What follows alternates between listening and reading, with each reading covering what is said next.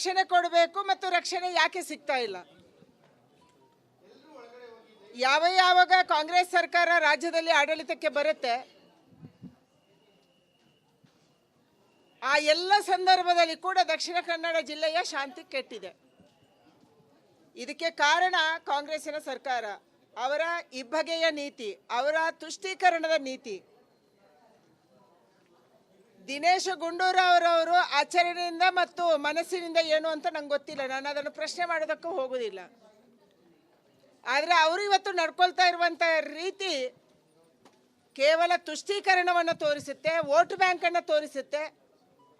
Vote bank ಬಿಟ್ಟು ಕಾಂಗ್ರೆಸ್ಸಿನ ಮುಖಂಡರಿಗೆ ಯಾವುದು ಕಾಣ್ತಿಲ್ಲ. ಇದಕ್ಕೆ ಉದಾಹರಣೆ ಡಿ ಕೆ ಶಿವಕುಮಾರ್ ಅವರು ಮಾತಾಡಿರೋದು.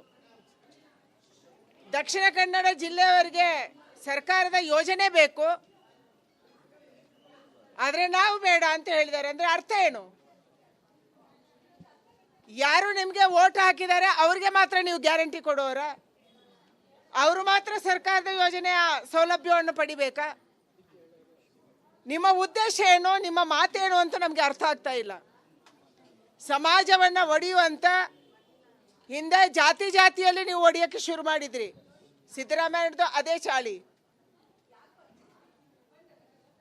2013 ಸರ್ಕಾರದಲ್ಲಿ ಕೂಡ ಜಾತಿ ಮಧ್ಯಗಳ ವೈಷಮ್ಯ ತಂದ್ರಿ, ಲಿಂಗಾಯತರನ್ನು ಹೊಡೆದ್ರಿ.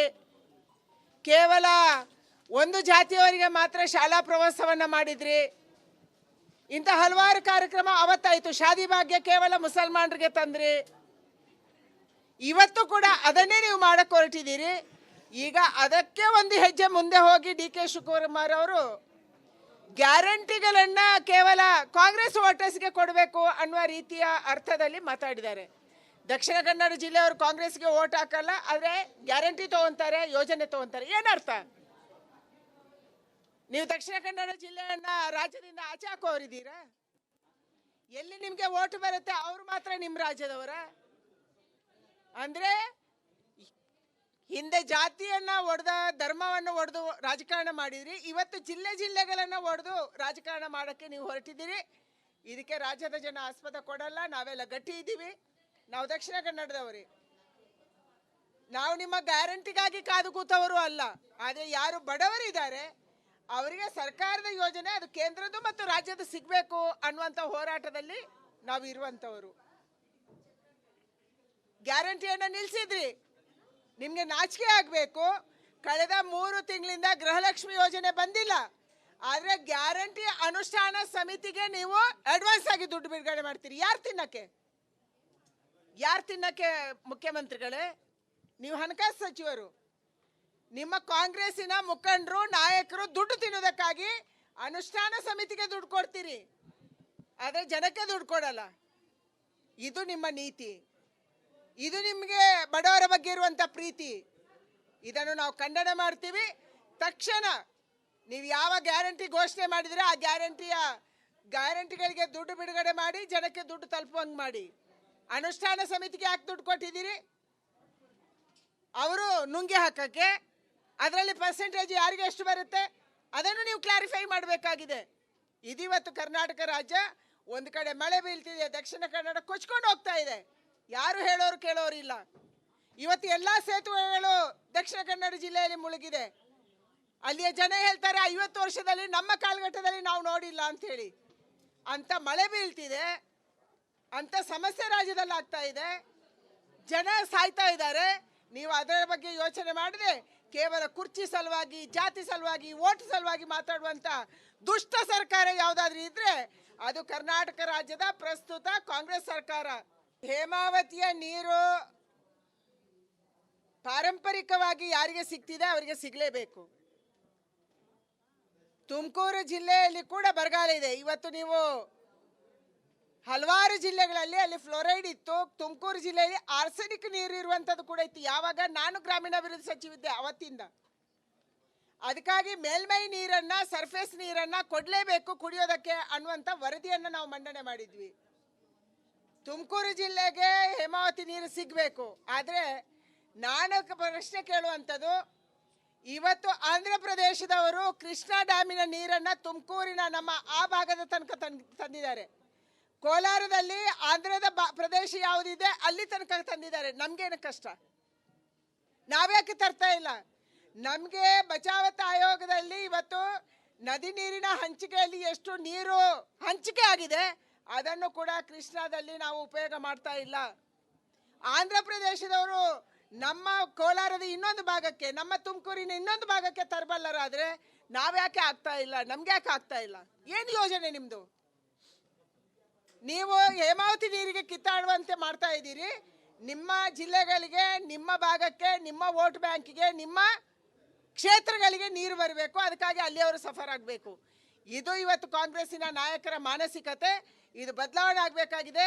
ನಮ್ಮ ನದಿ ನೀರ ಹಂಚಿಕೆಯಲ್ಲಿ ಎಷ್ಟು ನೀರಿದೆ ಆ ನೀರನ್ನು ಸದುಪಯೋಗ ಮಾಡೋಕ್ಕೆ ನೀವು ಕಾರ್ಯಕ್ರಮ ರೂಪಿಸಿ ಅನ್ನುವಂಥ ಆಗ್ರಹವನ್ನು ಮಾಡ್ತಾ ಇದ್ದೀನಿ. ರಕ್ಷಣೆ ಕೊಡಬೇಕು, ಮತ್ತು ರಕ್ಷಣೆ ಯಾಕೆ ಸಿಗ್ತಾ ಇಲ್ಲ? ಯಾವಾಗ ಕಾಂಗ್ರೆಸ್ ಸರ್ಕಾರ ರಾಜ್ಯದಲ್ಲಿ ಆಡಳಿತಕ್ಕೆ ಬರುತ್ತೆ ಆ ಎಲ್ಲ ಸಂದರ್ಭದಲ್ಲಿ ಕೂಡ ದಕ್ಷಿಣ ಕನ್ನಡ ಜಿಲ್ಲೆಯ ಶಾಂತಿ ಕೆಟ್ಟಿದೆ.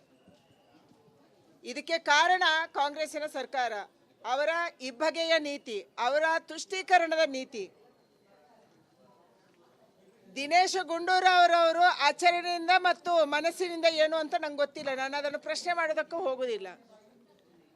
ಆದರೆ ಅವರು ಇವತ್ತು ನಡ್ಕೊಳ್ತಾ ಇರುವಂಥ ರೀತಿ ಕೇವಲ ತುಷ್ಟೀಕರಣವನ್ನು ತೋರಿಸುತ್ತೆ, ವೋಟ್ ಬ್ಯಾಂಕನ್ನು ತೋರಿಸುತ್ತೆ.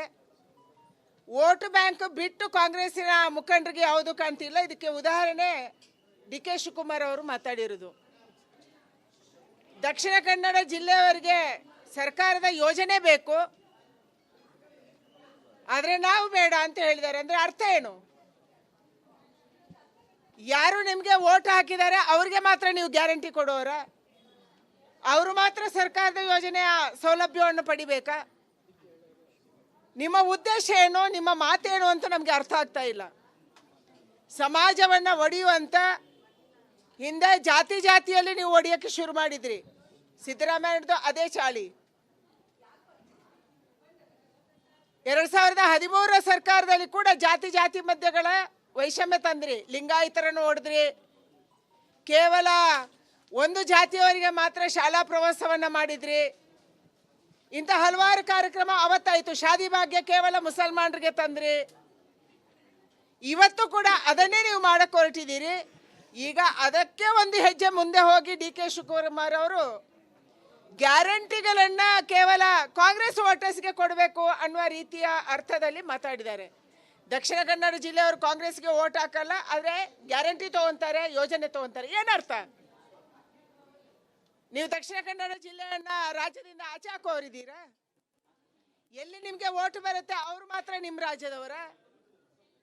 ಅಂದ್ರೆ ಹಿಂದೆ ಜಾತಿಯನ್ನ ಒಡೆದ, ಧರ್ಮವನ್ನು ಒಡೆದು ರಾಜಕಾರಣ ಮಾಡಿದ್ರಿ. ಇವತ್ತು ಜಿಲ್ಲೆಗಳನ್ನು ಒಡೆದು ರಾಜಕಾರಣ ಮಾಡೋಕ್ಕೆ ನೀವು ಹೊರಟಿದ್ದೀರಿ. ಇದಕ್ಕೆ ರಾಜ್ಯದ ಜನ ಆಸ್ಪದ ಕೊಡಲ್ಲ. ನಾವೆಲ್ಲ ಗಟ್ಟಿ ಇದ್ದೀವಿ. ನಾವು ದಕ್ಷಿಣ ಕನ್ನಡದವರೇ. ನಾವು ನಿಮ್ಮ ಗ್ಯಾರಂಟಿಗಾಗಿ ಕಾದು ಕೂತವರು ಅಲ್ಲ. ಆದರೆ ಯಾರು ಬಡವರಿದ್ದಾರೆ ಅವರಿಗೆ ಸರ್ಕಾರದ ಯೋಜನೆ, ಅದು ಕೇಂದ್ರದ್ದು ಮತ್ತು ರಾಜ್ಯದ ಸಿಗಬೇಕು ಅನ್ನುವಂಥ ಹೋರಾಟದಲ್ಲಿ ನಾವು ಇರುವಂಥವರು. ಗ್ಯಾರಂಟಿಯನ್ನು ನಿಲ್ಲಿಸಿದ್ರಿ. ನಿಮಗೆ ನಾಚಿಕೆ ಆಗಬೇಕು. ಕಳೆದ 3 ತಿಂಗಳಿಂದ ಗೃಹಲಕ್ಷ್ಮಿ ಯೋಜನೆ ಬಂದಿಲ್ಲ. ಆದರೆ ಗ್ಯಾರಂಟಿ ಅನುಷ್ಠಾನ ಸಮಿತಿಗೆ ನೀವು ಅಡ್ವಾನ್ಸ್ ಆಗಿ ದುಡ್ಡು ಬಿಡುಗಡೆ ಮಾಡ್ತೀರಿ. ಯಾರು ತಿನ್ನಕ್ಕೆ ಮುಖ್ಯಮಂತ್ರಿಗಳೇ?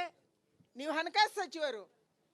ನಿಮ್ಮ ಕಾಂಗ್ರೆಸ್ಸಿನ ಮುಖಂಡರು, ನಾಯಕರು ದುಡ್ಡು ತಿನ್ನೋದಕ್ಕಾಗಿ ಅನುಷ್ಠಾನ ಸಮಿತಿಗೆ ದುಡ್ಡು ಕೊಡ್ತೀರಿ, ಆದರೆ ಜನಕ್ಕೆ ದುಡ್ಡು ಕೊಡಲ್ಲ.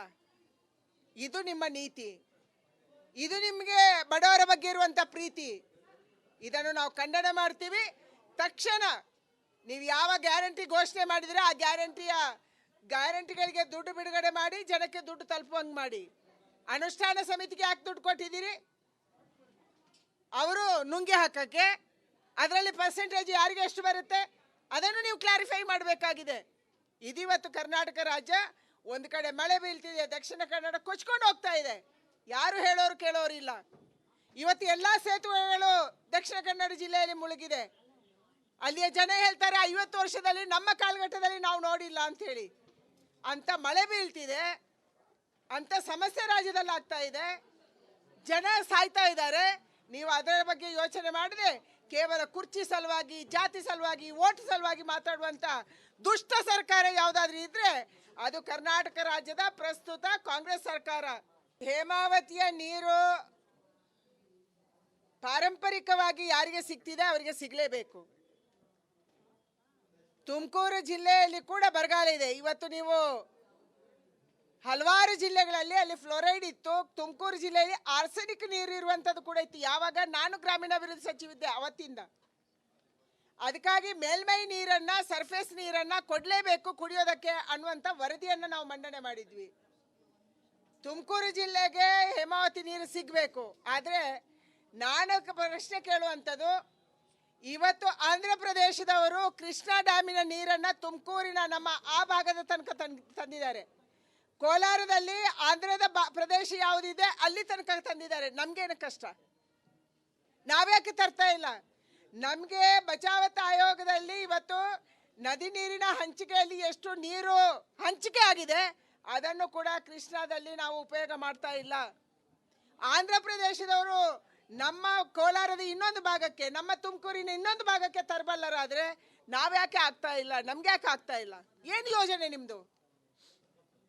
ನೀವು ಹೇಮಾವತಿ ನೀರಿಗೆ ಕಿತ್ತಾಡುವಂತೆ ಮಾಡ್ತಾ ಇದ್ದೀರಿ. ನಿಮ್ಮ ಜಿಲ್ಲೆಗಳಿಗೆ, ನಿಮ್ಮ ಭಾಗಕ್ಕೆ, ನಿಮ್ಮ ವೋಟ್ ಬ್ಯಾಂಕಿಗೆ, ನಿಮ್ಮ ಕ್ಷೇತ್ರಗಳಿಗೆ ನೀರು ಬರಬೇಕು. ಅದಕ್ಕಾಗಿ ಅಲ್ಲಿಯವರು ಸಫರ್ ಆಗಬೇಕು. ಇದು ಇವತ್ತು ಕಾಂಗ್ರೆಸ್ಸಿನ ನಾಯಕರ ಮಾನಸಿಕತೆ. ಇದು ಬದಲಾವಣೆ ಆಗಬೇಕಾಗಿದೆ. ನಮ್ಮ ನದಿ ನೀರ ಹಂಚಿಕೆಯಲ್ಲಿ ಎಷ್ಟು ನೀರಿದೆ ಆ ನೀರನ್ನು ಸದುಪಯೋಗ ಮಾಡೋಕ್ಕೆ ನೀವು ಕಾರ್ಯಕ್ರಮ ರೂಪಿಸಿ ಅನ್ನುವಂಥ ಆಗ್ರಹವನ್ನು ಮಾಡ್ತಾ ಇದ್ದೀನಿ.